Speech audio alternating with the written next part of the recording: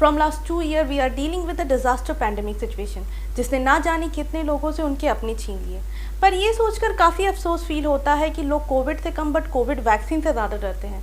ये तो वही बात हो गई कि लोग शमशान घाट जाने को तो तैयार हैं लेकिन मंदिर जाने से घबराते हैं। इन सब घबराहटों की मेन वजह है सोशल मीडिया पे वायरल होते वो फैक्ट्स और वीडियो जिसने ये प्रूव करने की कोशिश की है कि ये वैक्सीन ह्यूमन बॉडीज़ के लिए अनसेफ है।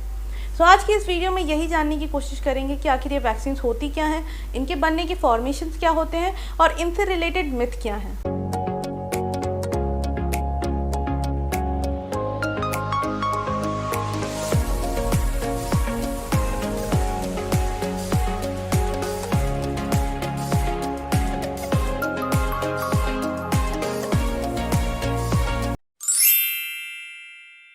Fact number 1, what is vaccine. हम सब के अंदर एक स्ट्रॉन्ग इम्यून सिस्टम होता है जो कि हमें नेचुरल डिफेंस प्रोवाइड करता है to fight against any type of a pathogen. But कभी कभी ये पैथोजेंस ह्यूमन के इम्यून सिस्टम को ओवरकम करके ह्यूमन बॉडी में सीरियस इन्फेक्शन कॉज करते हैं।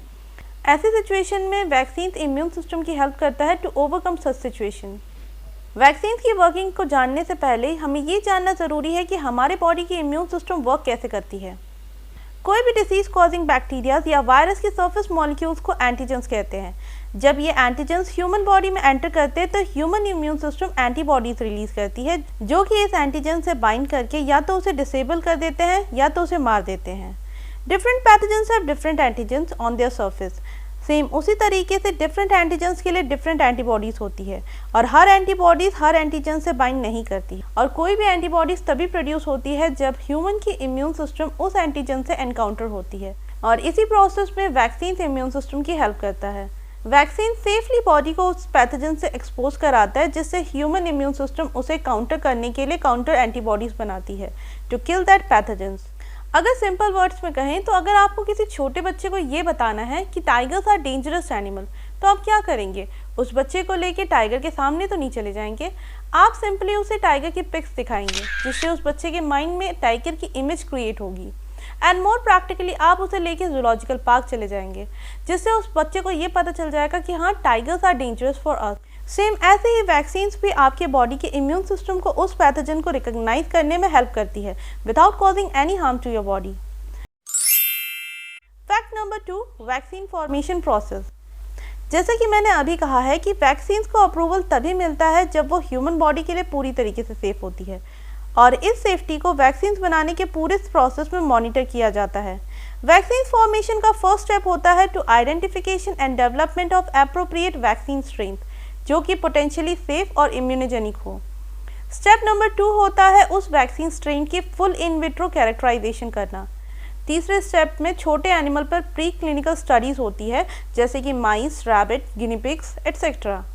फोर्थ स्टेप में बड़े एनिमल पर प्री क्लिनिकल ट्रायल होता है to determine the safety and protective efficiency and potential dose and formulation. 4 step के बाद ह्यूमन ट्रायल आता है जिसमें फेज़ 1 में 100 से कम लोगों के साथ सेफ्टी ट्रायल होता है। उसके बाद फेज़ 2 में 1000 लोगों से कम में सेफ्टी ट्रायल होता है टू डिटरमाइन द इम्यूनोजेनिसिटी और इम्यून प्रोटेक्शन। फेज़ 3 में एफिशिएंसी डिटरमाइन होती है। इसमें number of candidate several thousand तक रेंज करते हैं।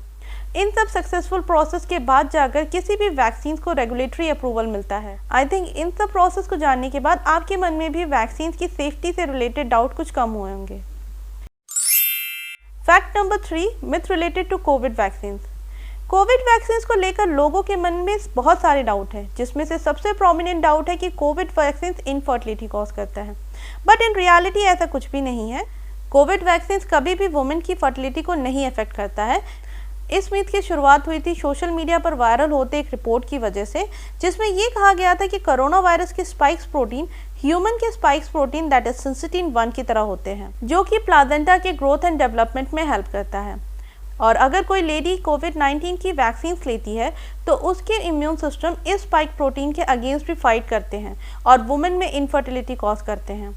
But the truth is that कि ये दोनों प्रोटीन डिफरेंट टाइप के होते हैं और कोविड वैक्सीन वुमेन की फर्टिलिटी को कहीं से भी अफेक्ट नहीं करता, चाहे वो नॉर्मल कंसीव करना चाहे चाहे इन विट्रो।